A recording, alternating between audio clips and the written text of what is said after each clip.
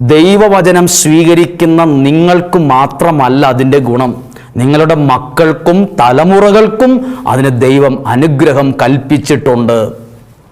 ഇത് കേവലം ഒരറിവല്ല പറയുന്നത്, ഇത് ബൈബിളിലെ സത്യസന്ധമായ യാഥാർത്ഥ്യങ്ങളാണ്. എൻ്റേതായ ഭാവനയിൽ കണ്ട കഥകളോ അല്ലെങ്കിൽ ഭാവനയിൽ വന്ന ആശയങ്ങളോ അല്ല ഇവിടെ വിളമ്പുന്നത്. നോക്കൂ, ബൈബിൾ എടുത്ത് തുറന്ന പുസ്തകം പോലെ കയ്യിൽ വെച്ച് വായിക്കൂ. 22-ാം അധ്യായം 18-ാമത്തെ വാക്യം, നീ എൻ്റെ വാക്കനുസരിച്ചതുകൊണ്ട് നിന്റെ സന്തതിയിലൂടെ ലോകത്തെ ജനതകൾ അനുഗ്രഹിക്കപ്പെടും. ഇന്ന് മക്കളിലൂടെ പലരും അനുഗ്രഹിക്കപ്പെടുകയല്ല ചെയ്തേ, മക്കളിലൂടെ പലരും വിഷമിച്ചുകൊണ്ടായിരിക്കുന്നത്.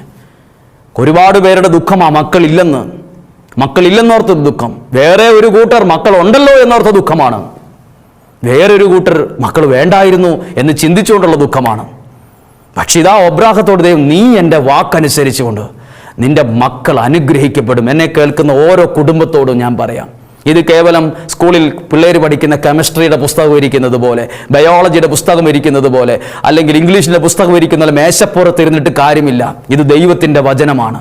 ഇത് കൈകളിൽ എടുക്കണം, ഇത് വായിക്കണം, ഇതിനെക്കുറിച്ച് ചിന്തിക്കണം. നിങ്ങൾ അങ്ങനെ ചെയ്യുമ്പോൾ നിങ്ങൾക്ക് മാത്രമല്ല, നിങ്ങളുടെ കുടുംബം മുഴുവൻ, നിങ്ങൾ പോലും അനുഗ്രഹിക്കപ്പെടുകയാണ്. നിങ്ങളുടെ കുടുംബം നിങ്ങൾ പോലും അറിയാതെ അനുഗ്രഹിക്കപ്പെട്ടുകൊണ്ടിരിക്കുകയാണ്. അബ്രാഹത്തോട് ദൈവം പറഞ്ഞ വാക്ക് 1000 വട്ടം പറയണമെന്ന് എനിക്ക് ആഗ്രഹമുണ്ട്.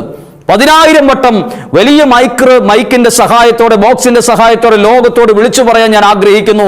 നീ എൻ്റെ വാക്കനുസരിച്ചതുകൊണ്ട് നിന്റെ സന്തതിയിലൂടെ നീ അനുഗ്രഹിക്കപ്പെടും. ദൈവത്തിൻ്റെ വാക്കനുസരിച്ച ഒരാളാണ് അബ്രഹാം.